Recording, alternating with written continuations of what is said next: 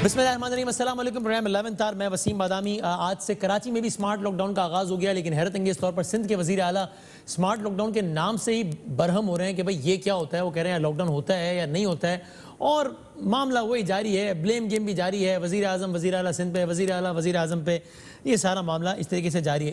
इसी दौरान भारत अक़वाम मुत्तहिदा में सलामती कौंसिल का गैर मुस्तकिल रुकन बन गया है, बन नहीं रहा, बन गया है। ज़रा हम इब्तिदा में इस पर बात करेंगे, और दूसरे सेगमेंट में आज पाकिस्तान की तारीख का एक बड़ा अहम दिन है, एक बड़े अहम केस का फैसला हुआ है। वो फैसला कि जिसने उस वक्त आज से 10 साल पहले पाकिस्तान की सियासत को हिला कर रख दिया था, जब अचानक एक रात खबर आई थी कि लंदन में MQM के रहनुमा इमरान फारूक कत्ल हो गए हैं। फिर 100 बातें हुई, उसके बाद उसका आज फैसला आ गया, और इस फैसले में बरतानिया से हासिल किए गए शवाहिद, खुद बरतानिया से एक साहब आए यहाँ पर, उन्होंने बयानात दिए बहुत से लोगों का वीडियो लिंक के जरिए। एक बड़ा जामे फैसला है, वो क्या है उस पर प्रोग्राम के दूसरे से में बात करेंगे, और आखिर में ख़त्म करेंगे तारिक अजीज साहब को खिराज तहसीन पेश करते हुए। ज़रा सबसे पहले आप देख लीजिए, मुराद अली शाह साहब और इमरान खान साहब एक दूसरे के हवाले से गुफ्तगू करते रहे आज। और शर्मिला फारूकी साहब है पाकिस्तान पीपल्स पार्टी की मेंबर्स इन असेंबली, हमारे साथ हैं पीपल्स पार्टी से। अज़मा बुखारी साहब PMLN से मेंबर पंजाब असेंबली।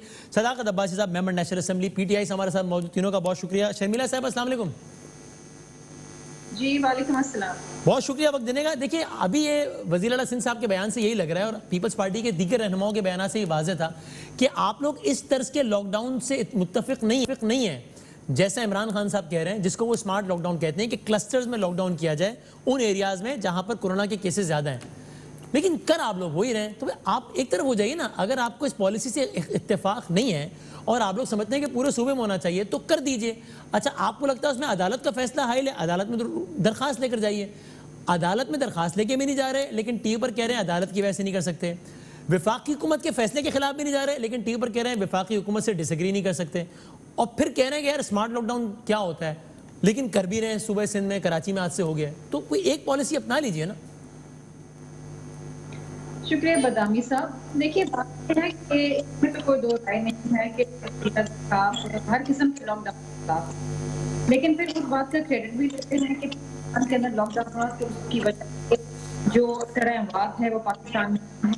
और अच्छा, वो हमेशा की तरह वो ऑडियो इशूज तो एक है, जरूरी है, तो वो जरा रिकनेक्ट कर लें शर्मिला साहब को, ताकि जरा सही से हम कर सकें। एक दिन आएगा जब हम इनसे निजात पाएंगे इंशाल्लाह, अल्लाह ताला ने चाहते हैं ऑडियो इशूज़ से, वरना तब तक गुजारा। शर्मिला, मैं बहुत माजरत हूँ आपसे, और मैं अपनी बस क्या करूँ, माफ़ी मांग सकता हूँ, उसके अलावा कोई चारा रह नहीं गया। और अच्छा, अज़मा बुखारी साहब, आप बताएं, ये इस तरह के लॉकडाउन, देखिए मुखालफत करना बड़ा आसान है कि वो जी ये नहीं होना चाहिए, ये नहीं होना चाहिए।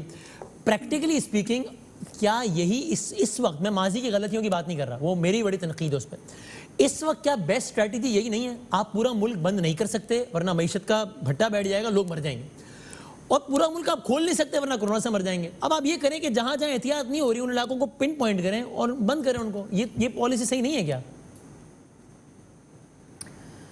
शुक्रिया बदामी। काश हालात इतने सिंपल होते कि उसका 2+2 होता और मैं आपको बता देती। ऐसा है नहीं। मेरी एको आ रही है मुझे। इसमें प्रॉब्लम यह है कि जो स्मार्ट लॉकडाउन जो हुआ लाहौर के अंदर भी, उसमें एक दिन का टाइम दिया गया था, और अभी आप मीडिया बहुत सारा दिखा भी रहा है कि जहां लॉकडाउन है वहां पर भी पुलिस वाले बेचारे वो बैरिकेड से लगा के बैठे हैं, लोग आ भी रहे हैं, जा भी रहे हैं, और बहुत सारे इलाकों से तो लोग जो है वो निकल गए हैं। जहां जहां लॉकडाउन हुआ है वो दूसरे अपने रिश्तेदारों के घर या कहीं चले गए हैं, और वहां जाकर मेला इकट्ठा होगा। सो मुझे अफसोस की बात यह है कि ये बातें जो है ना, ये जो आपने बताया, डॉक्टर से कह रहे हैं तो आवाम के भी बिहेवियर से है ना। यास्मीन साहबा ने जो कहा वो अल्फाज बड़े सख्त थे, और आपने बड़ी धुलाई भी की उसमें, उनकी उन्होंने माफ़ी भी मांगी है उस पर, लेकिन कुछ तो आवाम को भी ख्याल करना पड़ेगा ना। अब एक इलाके में आप लॉकडाउन लगाएं, वो निकल के अपने खानदान में लोग की तरफ दूसरी जगह चले जाएं, वहाँ पर पार्टियां करें घरों में, तो अब क्या करेगी हुकूमत? देखिए को पकड़ के डंडा मारे, क्या करे? मतलब इस पे नहीं। देखो, मैं दोबारा जो आगे जिस बात पे आना चाह रही थी, आज डॉक्टर्स ने भी एक प्रेस कॉन्फ्रेंस की, अगर आपने देखा। जी हाँ, मैंने देखी है। उन्होंने क्या कहा? उन्होंने कहा कि इसका कोई फायदा नहीं है और इससे कोई पर्पस सर्व नहीं होगा। अच्छा, इनको भी छोड़िए, डॉक्टर अताउर रहमान साहब जो टास्क फोर्स इनकी जो है उसके चेयरमैन है, गवर्नमेंट की अपनी, उन्होंने कहा कि इस लॉकडाउन में कोई फायदा नहीं है, ऐसा इससे करने से कुछ नहीं होगा, बल्कि उन्होंने बहुत खौफनाक अदाद शुमार जो है वो रेफर किए, जो मैं तो बता भी नहीं सकती, मुझे तो सोच के मैं बताया था। उन्होंने कहा कि असद उमर साहब जो कह रहे हैं कि जुलाई के आखिर तक 12 लाख केसेस होंगे, इससे भी कई ज्यादा हो सकते हैं। लेकिन अताउर रहमान साहब ने ये भी कहा है कि हम लॉकडाउन की तरफ कंप्लीटली जाएंगे तो वो भी इकोनॉमिकली मार देगा। मैं ये भी कहा है बहुत दिनों पहले। नहीं नहीं, लेकिन ऐसा है नहीं। देखो पहले ये एक तो आप कह रहे हो ना बार बार पुरानी बात ना करें। जब हमारे पास स्टेमिना मौजूद था, हमारे पास टाइम था, और आपने बकौल आपके अपने तैयारी भी बहुत सारी कर ली थी, और लोगों को जो है वो आप फैसिलिटेट भी आपने अरबों रुपए का कर दिया था। उस वक्त अगर हमने वाकई 1 महीने का पूरा स्ट्रिक्ट लॉकडाउन कर लिया होता तो आज हालात शायद कुछ बेहतर होते। लेकिन अब आप चाहें या ना चाहें, वसीम बदामी साहब, मुझे तो इस लॉकडाउन के अलावा और कोई हल नजर नहीं आता। कंप्लीट लॉकडाउन के अलावा आप बार बार गरीब का नाम गरीब का नाम लेते हैं। हाँ। एक मिनट ठहरो, आप बार बार गरीब का नाम लेते हैं। जो गरीब बाहर निकल के जो है वो मजदूरी करने के लिए ये बाहर निकलता है, क्या ये मालूम है रियासत मदीना के वली को, जिसने कभी कल काफी जो है वो अच्छी पुरतैश जिंदगी गुजारने के बाद उनको ख्याल आया कि कैसे है? एक कमरे के अंदर जो है वो 6-6, 8-8 लोग रहते हैं। मुझे ये बताइए, लॉकडाउन उनके लिए ज्यादा इंपॉर्टेंट है या अमीर लोगों के लिए जिनके पास एक कमरा है, वो उसमें भी जाके अफोर्ड कर सकते हैं? हमें इस वक्त लोगों की जान बचाने की जरूरत है बदामी साहब। मईशत कब्रिस्तानों के लिए नहीं होती, मईशत जो है वो जिंदा लोगों के लिए होती है। हम जिंदा रहेंगे तो कमा सकेंगे, नॉट अ सिलेक्टेड लॉकडाउन, ऐसे ही है ना? Yes. For how long? Selected को तो हम वैसे ही नहीं मानते और अब ये हर चीज सिलेक्टेड करने लगे। अब आपको लगता है लव सिलेक्टेड से चूंकि चिड़ हो गई, इसलिए ये जुमला जब ये लॉकडाउन के साथ लग गया आपने इसकी मुखालफत कर दी है। नहीं, no, moral of the story is कि सिलेक्टेड जब भी होता है गलत होता है। अच्छा चलें, ठीक है, उससे कभी भी बेहतरी नहीं हो सकती। अच्छा सदाकत अब्बाई साहब, ये तो देखिए अप्रोच की बात है। अब ये मैं शर्मिला साहबा से पूछूंगा कि अगर उनकी भी सूबे की राय है तो अपने सूबे में क्यों नहीं कर देते काम, जो मेरा पहला सवाल भी था। लेकिन आप ये बताइए सदाकत भाई, वज़ीर आज़म साहब की राय इस पे अलग हो सकती है, वो ठीक है, और होता है उनकी राय सही हो, होता है अज़मा साहिबा की राय सही हो, लेकिन राय के साथ साथ रवैया भी बड़ा अहम होता है ना। जब वज़ीर आज़म का रवैया ये हो कि वो कोई मौका इस सूरत हाल में भी ना जाने दें कि बिलावल को रगड़ा लगाना है, वज़ीर आला सिंध को रगड़ा लगाना है, और हो सकता है इसके जवाब में आप मुझे कहें कि उन्होंने भी तो तनकीद की थी भाई, तो हम क्यों जवाब ना दें? तो सर आप मतलब वज़ीर आज़म के रुतबे पर हैं, एक बड़े ओहदे पर बैठे हैं, थोड़ा सा बड़े दिल का मुजाहरा कर लेना चाहिए। कराची आते हैं, गवर्नर हाउस बैठे होते हैं, 30 सेकंड के फासले पर सीएम हाउस से नहीं मिलते। ये राय के साथ साथ रवैये की भी अहमियत है, इसको तो बेहतर बनाया जा सकता है ना। ठीक है, आपको लगता है लॉकडाउन नहीं होना चाहिए, ना करें भाई, आप जिस सूबे ने करना है वो कर ले, रवैया ही बेहतर कर लें। वसीम साहब बहुत शुक्रिया, मैंने आपका सवाल सुन रहा था और आपने सवाल जो किए, दोनों हमारी मुअज़्ज़ज़ जो ख़वातीन है, एक ने भी रेलेवेंट जवाब नहीं दिया। एक को तो जवाब देने का मौका नहीं मिला ना, वो आवाज खराब हो गई थी, अभी आएंगे देंगे। बड़के लगा लें, इनसे बर्दाश्त नहीं होता इनको। शर्मिला तो बोली नहीं है कुछ यार, आपने उन पे इल्जाम लगा दिया है, उनको तो बोलते ही सुने ना, वो आपने जो सवाल जवाब ही कोई नहीं था यार, आवाज ही नहीं आ रही थी उनकी। चले खैर, सिलेक्टेड लॉकडाउन से इनको मसला है भाई। आज इनके जो वो बड़े हैं ना लीडर साहब, उनके जो वो रोल मॉडल थे अपना वो मोदी साहब, जहाँ पे कोई तकरीबन 4 लाख इस वक्त केसेस हैं और 12,500 अमवात हो चुकी हैं, वो भी लॉकडाउन से नीचे आ गए। और दूसरी बात ये जो आपने सिंध की बात, मैंने रवैये का, मेरा सवाल था रवैयों से मुताल्लिक। अब आप देखिए ना, एनसीओसी के हेड असद उमर साहब, वजीर प्लानिंग कमीशन असद उमर साहब, बजट इजलास में ख्वाजा आसिफ की तकरीर का जवाब देते हैं, तब भी ये कहना नहीं भूलते कि वो तुम्हारा लीडर था ना, तुम थे ना बड़े मोदी के यार। सदाकत अब्बासी साहब, कोरोना पे सवाल होता है, कहते हैं वो आपका दोस्त था ना मोदी। मैं इन्हीं रवैयों की तो बात कर रहा हूँ, छोड़ दे यार सबको, कोरोना में बात पे सवाल पे आ रहा हूँ ना, आप मोदी से होते हुए आ रहे हैं। मेरी एक को बंद करें यार, आपके सवाल का जो पहला हिस्सा है उसका जवाब दे दूं, फिर मैं दूसरे पे आता हूं। तो कहने की बात यह है कि आज कितनी वो, मैं मुनाफकत का वर्ड तो नहीं, लेकिन चलें कुछ और वर्ड आसान इस्तेमाल कर लें कि जनाबे वजीर आला साहब कह रहे हैं स्मार्ट लॉकडाउन क्या है और सिंध में स्मार्ट लॉकडाउन लगा हुआ है। ये बात, ये सवाल पूछना है इमरान खान साहब की बात को, इसको मैं आपको जुमला देता हूं, इसको दोहरा मयार के लिए, अगर आपको मुनाफिक उनको समझा रहा था इन अनस्मार्ट लोगों को जो ज़हनी तौर पे भी स्मार्ट नहीं है और जब बाकी भी स्मार्ट नहीं है, पिक नहीं कर सकते बात को कि यही सोल्यूशन है कि जहां जहां हॉट स्पॉट्स हैं वहां वहां आपने लॉकडाउन करना है, बाकी जिंदगी को भी चलाना है, आपने खाने भी लोगों को फराहम करने हैं, मंडियां भी काम करेंगी और दवाइयों की भी, यही सवाल शर्मिला से कर लेता हूं, दवाइयां बनेंगी भी। अब आप रवैयों की बात करें, देखें वजीर आजम गए हैं सिंध में, उन्होंने जाके लोगों को पैसे तकसीम किए, लाड़काना गए जहाँ 1,85,000 लोगों को वो कुछ दे के आए हैं। तो जो कुछ नहीं कर रहे, ना जिनसे लॉकडाउन हो रहा है, ना जिनसे कोरोना कंट्रोल हो रहा है, उनको थोड़ा बहुत तो सिखाना बनता है ना कि ऐसे काम होते हैं कि वजीर आजम ने यहाँ से होकर लाड़काना की मदद की, सिंध की मदद की, आज सिंध का हिस्सा भी बढ़ा दिया, 22% की बजाय 32% कर दिया। तो ये एक अचीवमेंट है। अगर जो नहीं कर पा रहा और ऊपर से तनकीद भी कर रहा है, उसको सिखाना तो बनता है ना। अच्छा, सिखाने के शर्मिला साहबा, सवाल जो मेरा था वही शदाकत साहब ने भी किया है। स्मार्ट लॉकडाउन के अगर आप लोग इतने खिलाफ हैं, इन्वर्टेड कॉमास में स्मार्ट लॉकडाउन, तो अपने सूबे में क्यों कर रहे हैं फिर? हो कराची में तो एज वी स्पीक हो रहा है स्मार्ट लॉकडाउन।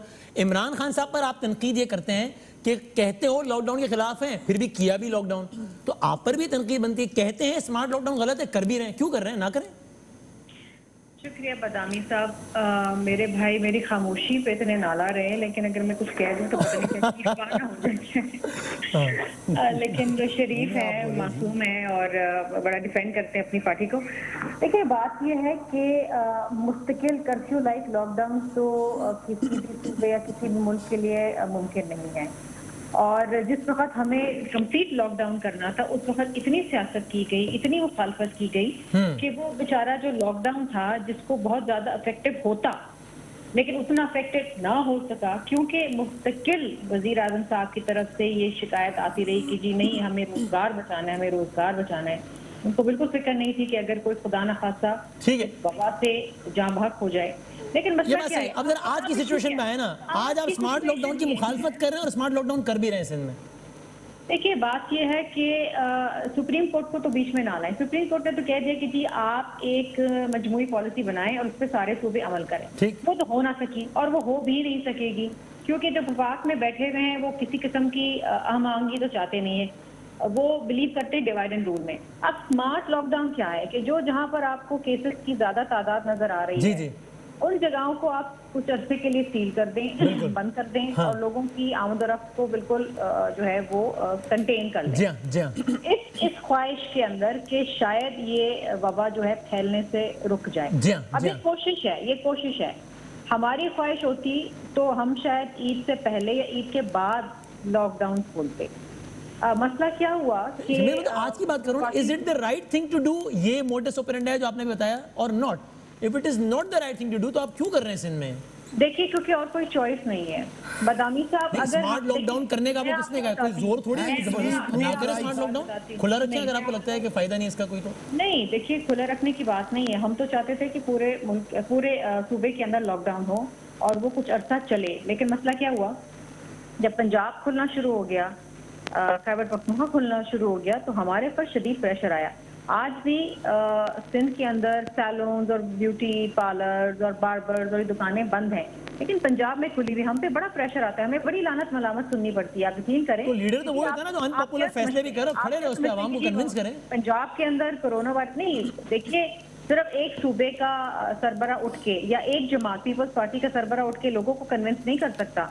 जब मुल्क का वजीर आजम बगैर मास्क के फिरता है, तो आप लोगों को नहीं कह सकते कि मास्क पहन। अच्छा, तो मुझे एक बात और बताना शर्मिला, अगर लॉकडाउन से सोल्यूशन है, घर बैठ जाए, आपकी अपनी राय में सिंध में ही सबसे बेहतर लॉकडाउन हुआ बाकी तमाम सूबों की निस्बत, और आपने पहले इनिशिएटिव लिया और सारा कुछ, तो फिर सिंध में आज कोरोना केसेस की तादाद तो रिलेटिवली बहुत कम होनी चाहिए थी, क्यों नहीं है?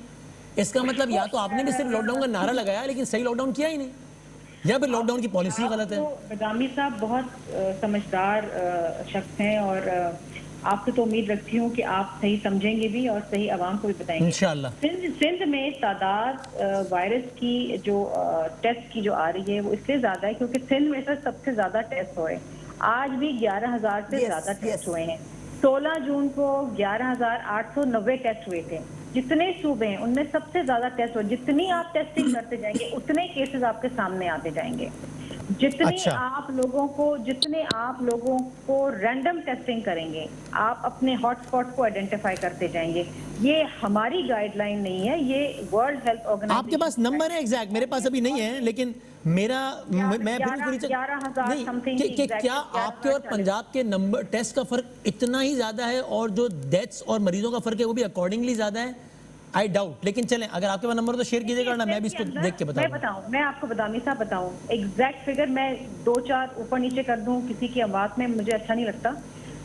देखिए, सिंध के अंदर इस वक्त जो शरह अमवात है वो तकरीबन कम है बाकी सूबों से, लेकिन हमारे यहाँ अगर एक भी शख्स कोविड से उसकी डेथ होती है, हम बताते हैं, हम छुपाते नहीं हैं। पंजाब छुपा रहे हैं? पंजाब में छुपाते हैं। पंजाब में तो ये 3-4 दिन उन्होंने अपने लैब भी बंद कर दिए। मैं बताऊंगी क्या आजमा, ये तो इल्जाम, इसका क्या सबूत है कि छुपा रहे हैं पंजाब वाले? मुझे सदाकत अब्बासी साहब बता देना कि पिछले 24 घंटों के अंदर पंजाब में कितने टेस्ट हुए। मैं बता रही हूँ, के अंदर 11,000 से ऊपर टेस्ट हुए। अपना अगर जवाब ये भी मालूम करके बता देंगे। वसीम साहब 10 लाख टेस्ट हो चुके हैं, सबसे ज्यादा पंजाब में। ये शुक्र अदा करते हैं पंजाब में 10 लाख टेस्ट हो गए कि जनाब पाकिस्तान के अंदर पूरे पाकिस्तान में वसीम साहब पूरे पाकिस्तान में 9,82,000 टेस्ट हुए, सबसे ज्यादा पंजाब में। पंजाब में बताइए, पंजाब में कितने टेस्ट हुए पिछले 24 घंटे में? पंजाब में सबसे ज्यादा है, मैं आपको एग्जैक्ट बता देता हूँ। और सिंध और अमवात के लिहाज से नंबर 1 पे पंजाब, नंबर 3 पे है। आप मुझे ये बताएं कि पिछले 24 घंटे में पंजाब में कितने टेस्ट कंडक्ट किए हैं? टोटल टेस्ट पूछ ले 24 घंटों में 31,000। पिछले 24 घंटों में 31,000 नहीं हो सकते सदाकत भाई, वो तो पूरे पाकिस्तान में भी नहीं हो रहे। 31,000 टेस्ट नहीं पूरे पाकिस्तान में। हाँ पंजाब में, मैं पंजाब की फिगर आपको दे रहा हूँ, अभी दे रहा हूँ। वो अब चेक कर लें जी। आजमा भाई मुझे तो पूछ लीजिए, बताएं मुझे तो पूछ लो भाई। अच्छा आप पंजाब का मुतासिर बैठा है यहाँ, मुतासिर है पंजाब। आजमा बुखारी पंजाब का मुतासिर बैठा है, उस गरीब से पूछ लीजिए। अच्छा बताएं। यहाँ पर तो भाई और ही तान निराली है। ये सिंध में बाकी सूबों के अंदर रोज डेली वो डिक्लेयर करते हैं उन्होंने कितने टेस्ट किए हैं। पंजाब की किसी वेबसाइट पे, पंजाब की किसी जगह पर आपको डेली टेस्ट की रिकॉर्ड नहीं मिलेगा। और ये अब पॉलिसी बना दी गई है पंजाब के अंदर कि आप टेस्टों की जो है वो रोक लीजिए, और अब तादाद कम होती जा रही है दिन ब दिन। चूंकि अब ये जाहिर है वो जो ईद मनवाई है इन्होंने पूरी कौम से, अब उस ईद का रिजल्ट आ रहा है। अच्छा। गुजारिश ये है कि ये कोई अच्छी बात है, ये कोई बड़ी खुशी की बात है कि सिंध में ज्यादा लोग मर रहे हैं या केपीके में ज्यादा लोग मर रहे हैं। अगर रेशो देखी जाए तो वो केपीके में ज्यादा है, इसमें मुझे खुश होना चाहिए? नो, मुझे बहुत तकलीफ है। जैसे पंजाब में अमवात की तकलीफ है, वैसे वहां की भी तकलीफ है। ये अजीब वाहियात किस्म का कंपटीशन बना दिया इन्होंने। सिंध में जो है वो इतने लोग क्यों नहीं मर रहे, पंजाब में इतने, ये आप क्या कर रहे हैं? क्या फजूल बात है। ये तरीकाकार है करने का। आपने कहा था एनडीएमए की जफर मिर्जा और असद उमर तीनों ऑन रिकॉर्ड है, तीनों ने कहा कि मई के पहले हफ्ते तक पंजाब की टेस्टिंग कैपेसिटी 50,000 हो जाएगी। आज तक नहीं हुई।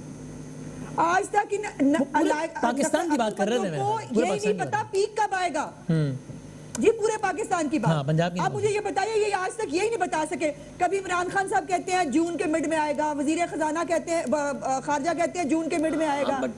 अभी जो है वो असद उमर साहब ने कहा जुलाई में आएगा, इमरान खान साहब जुलाई का एंड बता रहे हैं, कह रहे हैं अगस्त का फर्स्ट वीक। ठीक, अच्छा पॉइंट है इनकी। ठीक, मैं समझ गया। एक मुझे बात अब और बता दीजिए सदाकत भाई साहब। वसीम साहब मुझे जरा बोलने दें। नहीं बताना है तो इनको रखा क्यों है, बताएं जी सदाकत साहब। वसीम साहब मैं जो कह रहा था कि सिंध में अमवात ज़्यादा है और इन्फेक्शन रेट ज़्यादा है, हर के जिसका मतलब नहीं है किसी को ये बड़ी छोटी बात करनी है कि जी मुझे बड़ी खुशी हो रही है। खुदा न खास्ता हम कंपैरिजन कर रहे हैं अप्रोच का। हम कह रहे हैं कि अगर लॉकडाउन की लीडरशिप का काम होता है फैसला करना। इमरान खान साहब ने पहले दिन कहा था कि जी स्मार्ट लॉकडाउन इसका सलूशन है, कंप्लीट लॉकडाउन नहीं कर सकते। इस बात को पीपल्स पार्टी भी मानती है, नून भी मानते हैं, ये एनसीसी में बैठ के मानते हैं, बाहर आके सियासत करते हैं। आज का सिंध का फैसला इमरान खान साहब के आज के 1.5 महीने पहले के फैसले की बिल्कुल तौसीक है। बाकी सारी सियासत मुझे जाते जाते एक बात और बता दें, सदा को जाते 22% अभी देखिए अभी और 51% आबादी पंजाब की है, दोनों में इन्फेक्शन बराबर है। ये कह देना कोई छुपाता है, सिंध छुपाता है या पंजाब छुपाता है, ये छोटी बात है, ये नहीं करनी चाहिए। हर बंदा अपनी पूरी कोशिश कर रहा है। सिंध में जरा नाकामी हुई है, मुझे बता दे।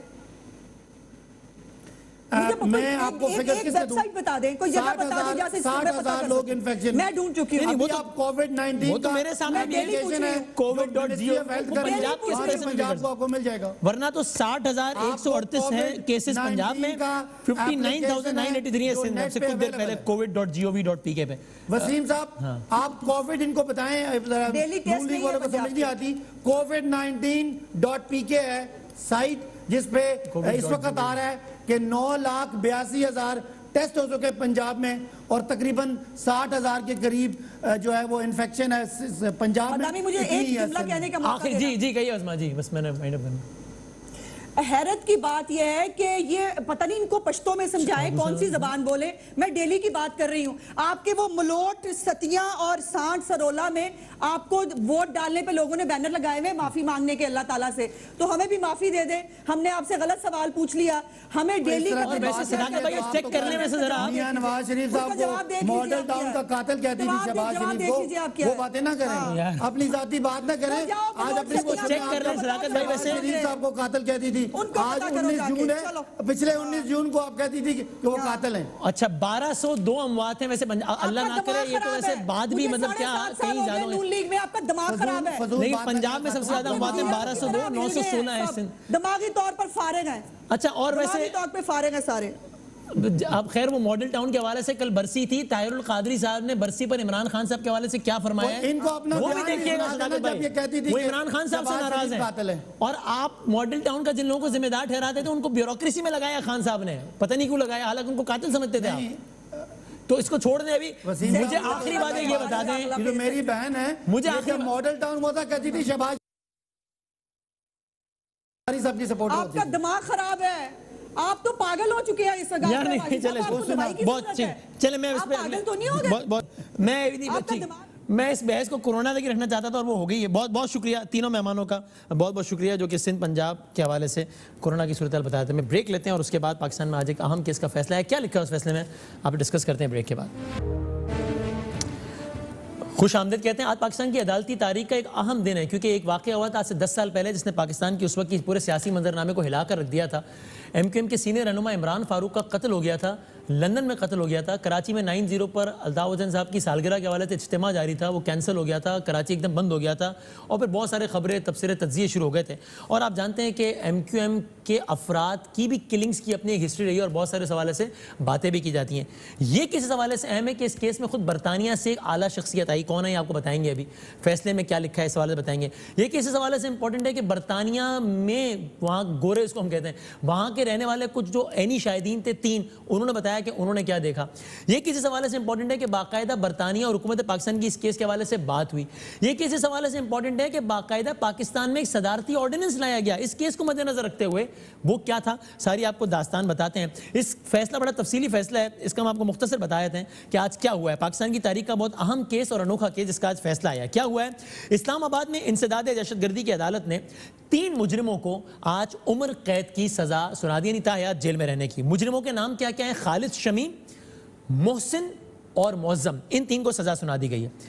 इस फैसले के मुताबिक अब आगे जो गुफ्तगू हम आपसे अर्ज कर रहे हैं वो इस फैसले में लिखा है। इमरान फारूक का कत्ल एक साजिश का नतीजा था और इस साजिश में खुद MQM के सरबरा अल्ताफ हुसैन मुलव्विस थे। कैसे, वो भी आगे आएगा।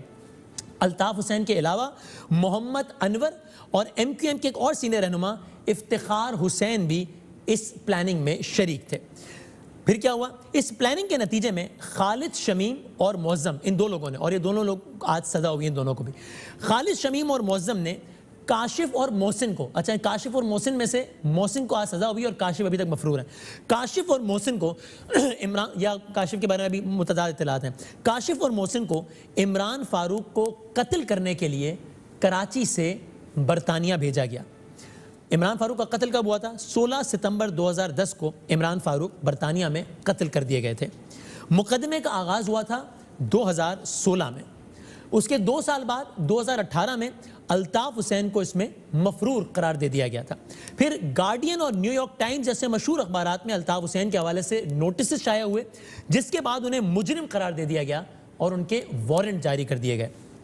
अल्ताफ हुसैन का पासपोर्ट ब्लॉक करने और शनाख्ती कार्ड कैंसिल करने के अहकामात भी जारी किए गए। फिर इसी केस में बरतानिया के चीफ इन्वेस्टिगेटर स्टुअर्ट ग्रैनवे ने पाकिस्तान में आकर बाकायदा पाकिस्तान आए और उन्होंने अपना बयान रिकॉर्ड करवाया। अब हुकूमत पाकिस्तान के जो प्रोसिक्यूटर थे उन्होंने क्या कहा, उन्होंने कहा कि मोहसिन अली और काशिफ को बरतानिया भेजा गया ताकि वो इमरान फारूक की आवाज़ को खामोश कर सकें। क्यों? इसलिए कि वो अल्ताफ हुसैन के लिए ख़तरा बनते जा रहे थे और कितने मुनज़्ज़म अंदाज से काम हुआ आप ये भी देखिए, आप सोते कोई फिल्मी दास्तान है आपको याद आएगी। इस काम के लिए ना सिर्फ है कि उन दोनों को बरतानिया भिजवाया गया, उनकी ट्रैवलिंग अरेंज की गई, उनकी अकोमोडेशन अरेंज की गई, बल्कि बाकायदा स्टूडेंट वीज़ा लिया गया। इन दोनों को बरतानिया के एक तालीमी इदारे में दाखिला भी दिलवाया गया, जिसकी बाकायदा क्लासेस भी अटेंड की इन दोनों ने। ये दोनों अपना काम करने के बाद, यानी कि इमरान फारूक को कत्ल करने के बाद, लंदन से श्रीलंका चले गए, और जहां पर उनका सहूलतकार खालिद शमीम पहले से मौजूद था। पाकिस्तान की तारीख में पहली मर्तबा बरतानिया की जानिब से बरतानिया में जमा किए गए शवाहिद पाकिस्तान के साथ शेयर किए गए। बाकायदा इस्लाम ने आपसे अर्ज़ किया था, सदारती ऑर्डिनेंस जारी किया गया कि अगर किसी केस में शवाहिद बैरून मुल्क से लिए जाते हैं तो अदालत मुजरिमों को हर सज़ा दे सकती है सिवाय सज़ाए मौत के। ऐसा क्यों किया गया? ऐसा इसलिए किया गया कि बरतानिया इस बात की यकीन दहानी चाहता था कि सज़ाए मौत ना दी जाए। आपको मालूम है उन ममालिक में सज़ाए मौत बड़ी पाबंदी है, तो बरतानिया ने पाकिस्तान को कहा कि हम आपसे शवाहिद उस शर्त पर डिक्लेयर करेंगे, शेयर करेंगे कि आप हमें बताएं कि आप यकीन दिलाएं कि आप सज़ाए मौत नहीं देंगे। तो फिर बाकायदा सदारती ऑर्डिनेंस आया, ये यकीन दिलाया गया बरतानिया को, फिर बरतानिया ने शवाहिद शेयर किए, फिर उसके फैसले में, उसके रोशनी में फैसला आया। मोहसिन अली के वकील ने ज़ाहिर इल्ज़ामात को निगेट किया और कहने लगे कि मोहसिन अली तो आला तालीम हासिल करने के लिए लंदन गया था और उसका इस केस से कोई ताल्लुक़ ही नहीं है।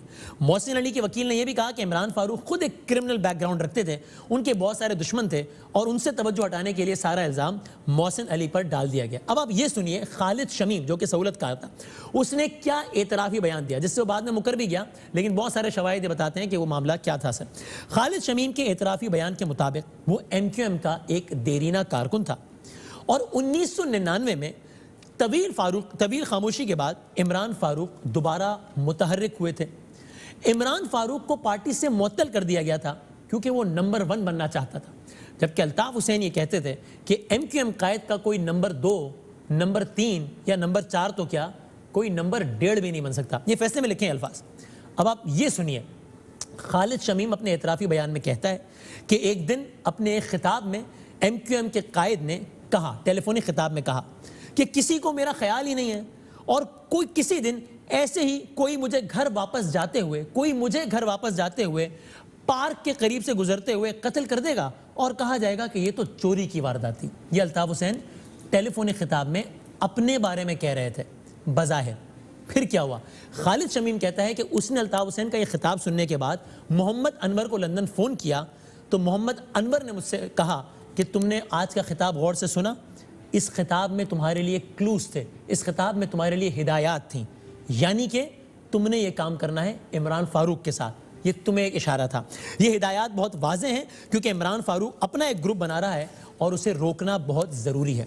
फिर इसी मकसद के तहत 90 में मीटिंग हुई, दोनों लड़कों को लंदन भेजा गया और उन्हें इस काम के लिए 25,000 पाउंड दिए गए। ये कैसे दिए गए भी अलग कहानी है। इफ्तिखार हुसैन एक शादी की गर्ज से लंदन से कराची आए और उस वक्त उन्होंने पैसे दिए, फिर ये पैसे इनके अकाउंट में कैसे ट्रांसफर हुए, पूरी एक दास्तान है, इसको भी हम छोड़ रहे हैं। 16 सितंबर को काशिफ ने उसे बताया कि काम हो गया है, जिसके बाद उसने काशिफ से कहा कि फ़ौरन लंदन से निकल जाओ। काशिफ श्रीलंका आ गया, जहां मैं भी पहुंच गया और वहां से फिर मैंने उन्हें पाकिस्तान वापस भेज दिया। मोहसिन अली जो कि किलर था, मोहसिन अली के बयान के मुताबिक उसने क्या एतराफ़ी बयान दिया? वो कहता है मैं फरवरी 2010 को लंदन पहुंचा, कत्ल हुआ था सितंबर 2010 में। ये कहता है मैं पहुंचा फरवरी 2010 को लंदन और मैंने इमरान फारूक के घर के करीबी रिहाइश इख्तियार कर ली और उनके आने जाने की टाइमिंग्स पर नज़र रखना शुरू कर दी। फिर तेजी से अगर आगे बढ़े तो सितंबर में काशिफ के कहने पर, जो दूसरा किलर था, मैंने 2 छुरियां और रेन कोट खरीदा और उन चीज़ों को इमरान फारूक के ही घर के लॉन में छुपा दिया। कहता है 15 सितंबर को काशिफ ने मुझसे कहा कि हम ये काम, यानी कि इमरान फारूक को कत्ल करने का काम, कल करेंगे ताकि कायद MQM को उनकी सालगिरह का तोहफा दिया जा सके। किस्सा मुख्तसर है कि 16 सितंबर आई। ये कहता है मोहसिन कि मैंने इमरान फारूक को आगे से थामा जब वो घर वापस जा रहे थे, जबकि काशिफ ने उनके माथे पर ईंट मारी जिससे इमरान फारूक मेरी तरफ आकर गिर गए। फिर काशिफ ने 2 से 3 मरतबा उन्हें फिर ईंट मारी, फिर उनके सीने और पीठ पर छुरियों से वार किए और फिर हम जाए हादसा से फरार हो गए। हम एयरपोर्ट पहुंचे, पाकिस्तान के लिए पहली फ़्लाइट अवेलेबल नहीं थी, पहली फ़्लाइट कोलंबो की दस्तयाब थी, सो हम वहाँ चले गए और कोलंबो से फिर हम पाकिस्तान आ गए। ये दास्तान। इंटरेस्टिंगली वज़ीर दाखिला उस वक्त के थे जुल्फ़िकार मिर्ज़ा। उन्होंने इसी कहानी को आप आगे तफसील सुनिए। काशिफ अब्बासी साहब को उस वक्त इंटरव्यू देते हुए क्या कहा था, ये भी सुनिए। इमरान फारूक कत्ल केस में मुलव्विस 2 लोग आपने उठाए थे या आपने पकड़े, आपकी कराची से पकड़े गए थे? मैं उठाना चाहता था। उनकी कॉल इंटरसेप्ट हुई थी, कोलंबो से कॉल थी, कराची MQM के हजरात से वो बात कर रहा था। बंदा जो कुरैशी जो फैसिलिटेटर था, थर्ड पर्सन, हमाद सिद्दीकी ने यहाँ से वो बंदे भेजे थे जो मर्डरर्स हैं। उस बंदे की कॉल कि वो फलां फ्लाइट पे 2 लड़कों को हम चढ़ा रहे हैं अभी कोलंबो से, आप लोग रिसीव कर लीजिएगा। वो फिर आपस में वो कॉल्स जो चलती हैं, उसमें एक कॉल थी कि जी इनको एयरपोर्ट से उठा के और इनको खामोश नगर भेज देना, मीन्स कब्रिस्तान। इसकी इन्फॉर्मेशन मुझे भी आई, मैंने भी टीम एयरपोर्ट भेजी कि वो जैसे निकलें तो MQM के रिसीव करने से पहले आप उन्हें फिजिकली उठा लो। हुआ ये कि जाहिर है जो इंटरसेप्ट करते हैं या एजेंसीज वाले हैं वो उनके रिसोर्सेज हमसे बेटर हैं। उन लोगों ने टारमेक से जाके उन्हें उठा लिया दोनों को। वो इधर से निकले ही नहीं, अराइवल से उधर से ही गायब हो गए। हमारे लोग खड़े रहे, फिर इधर उधर ढूंढा, हमें नहीं मिले। आप फिल्मों में इस तरह की दास्तान सुनते हैं। इमरान फारूक अल्ताफ़ हुसैन के करीब थे, अल्ताफ़ हुसैन उनसे नाराज़ हुए, खिताब के ज़रिए क्लू दिया गया, क्लू के बाद लड़के कराची से लंदन आए, वहाँ उनको मारा गया, वहाँ से कोलंबो गए, कोलंबो से कराची आए, कराची में उन लड़कों को मार दिए जाने की प्लानिंग थी जिनसे इमरान फारूक का कत्ल। ये सारा मामला। फरीद कुरैशी हमारे UK के ब्यूरो चीफ हैं और इस केस को बड़े बाकायदगी से फॉलो करते आए हैं। फरीद, ये तो जो मैंने सारी दास्तान बताई, आप लंदन में इस साइट पर क्या हुआ, यानी बरतानवी हुकाम कैसे इतना कॉन्फिडेंट थे कि इन्हीं 2 लड़कों ने इमरान फारूक को मारा है? उनके पास ऐसे क्या शवाहिद आ गए थे, ये बताइएगा। वसीम, शुरू में तो कोई शवाहिद मौजूद नहीं थे, लेकिन जो जो केस की तफसीलात सामने आती गई, सबसे पहले तो जो पुलिस ने CCTV जो उस एरिया का था उसको चेक किया, वहां पे उन्हें कुछ नहीं मिला। लेकिन जो CCTV कैश मशीन का था जहां पे जो ये इमरान फारूक थे उन्होंने कैश निकाली, तो उनके पीछे एक नौजवान खड़ा था जो उनको फॉलो कर रहा था। उसके बाद जब उस नौजवान ने भी कैश मशीन इस्तेमाल की तो उसी नौजवान की CCTV फुटेज दीगर जगहों भी पुलिस को नजर आई। उस नौजवान की तफसीलात निकाली गई तो पता चला कि मोहसिन अली सैयद नाम का नौजवान है। फिर उसकी रिहाइशगाह पे पुलिस ने गए और उन्हें पता चला कि उसके साथ एक काशिफ कामरान नामी नौजवान भी ठहरा हुआ था, जिसकी तस्दीक की लैंडलॉर्ड ने। फिर मजीद CCTV की जब खोज निकाला गया तो जो वहाँ की लोकल शॉप थी उस पर से 2 नौजवानों ने जाके छुरियां खरीदी थी, वो उस CCTV फुटेज में नजर आए। और जो जाए वारदात से पुलिस को छुरी मिली उस पर जो फिंगरप्रिंट्स थे वो भी, और जो छुरियां थी वो भी उसी शॉप से खरीदी गई छुरियों के मुताबिक थे। जो फिंगरप्रिंट्स थे वो जो होम ऑफिस को वीजा के लिए एप्लीकेशन जमा करवाई थी मोहसिन अली सैयद ने, उससे मैच कर रहे थे, यानी कि मोहसिन अली सैयद था। पुलिस ने 2 छुरियां खरीदी गई थी जिस शॉप से, उन छुरियों के फिंगरप्रिंट और फिर जाए हादसा से छुरियां मिली थी, उन दोनों के फिंगरप्रिंट एक ही आदमी गए थे। तो उससे उनको पता चला कि इसी आदमी ने यहाँ से छुरियां खरीदी और फिर इसी हथियार से फिर मारा इमरान फारूक को। बिल्कुल। और जो उसके बाद जब पुलिस ने मजीद इन्वेस्टिगेशन की तो जो फ्लाइट थी वहाँ से बरतानिया से कोलंबो जाने वाली, उसके अंदर पता चला कि ये दोनों नौजवान गए और पुलिस ने तकरीबन 4000 से ज़्यादा लोगों के इंटरव्यूज़ किए इस सारी इन्वेस्टिगेशन में। और तकरीबन हज़ारों जो CCTV फुटेज आवर्स थे वो उन्होंने पूरे उसको देखा। जिसके बाद पुलिस ने 2014 में जब ये तफसीलात सारी शेयर की तो पता चला कि ये 2 नौजवान थे जो स्टडी वीज़ा पे UK आए, यहाँ पे वो ज़ेर तालीम रहे। उसके बाद उन्होंने बाकायदा निगरानी की, फॉलो करते रहे इमरान फारूक को, और उसके बाद मर्डर करके उसी रात वहाँ से गायब हुए। फिर कोलंबो में रहे 3-4 दिन, वहाँ से फिर वापस कराची आए। और ये सारी जो तफसीलात थी जो हुकूमत पाकिस्तान को भी दी गई, लेकिन बाद में फिर जैसे कि आपने बताया सारे इंट्रो में कि पाकिस्तान के कानून के अंदर तब्दीली करते हुए अल्ताफ हुसैन को भी कहा गया कि जनाब क्योंकि उनको सारी मनसूबाबंदी सारा कुछ, तो प्रैक्टिकली स्पीकिंग अल्ताफ हुसैन का आपको भी कोई खतरा अभी लगता है, या बहरहाल वो चूंकि बरतानिया में और सारा तो मतलब प्रैक्टिकली शायद उनको ज़्यादा फर्क नहीं पड़ेगा इस फैसले से, उनके गिरद घेरा कोई तक नहीं होगा? चूंकि हुकूमत पाकिस्तान ने पाकिस्तान के अंदर केस लाया, तो अगर पाकिस्तान की हुकूमत चाहे और बरतानिया को एविडेंस सारे मुहैया किए जाए तो उसमें यहाँ पे कार्रवाई हो सकती है, इस बात का इम्कान है। लेकिन ये सारा डिपेंड करता है हुकूमत पाकिस्तान के ऊपर। बाकी आखिरी बात ये बताना, फारूक सत्तार ने भी आज सवाल उठाया, मतलब बरतानिया की सरजमीन पर एक कत्ल हुआ है, तो वो इस बारे में यानी तो बरतानिया में इस हवाले से कोई बाकायदा मुकदमा जिसमें अल्ताफ हुसैन साहब से पूछगछ की जाए बाकी लोगों से, ये क्यों नहीं हुआ?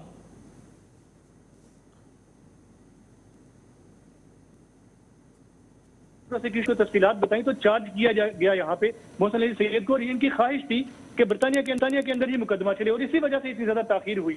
और बिलाखिर पिछले बरस जब 2019 में अगस्त में एक मुआहिदा दोनों ममालिक के दरमियान हुआ, तो उसके बाद फिर ये फैसला किया गया कि नहीं, मुकदमा पाकिस्तान के अंदर चलेगा, वरना ख्वाहिश बरतानी हुकूमत की और कोशिश भी यही थी कि यहीं पे बरतानिया के अंदर मुकदमा चलाया जाए। बहुत शुक्रिया फरीद कुरैशी, बहुत शुक्रिया।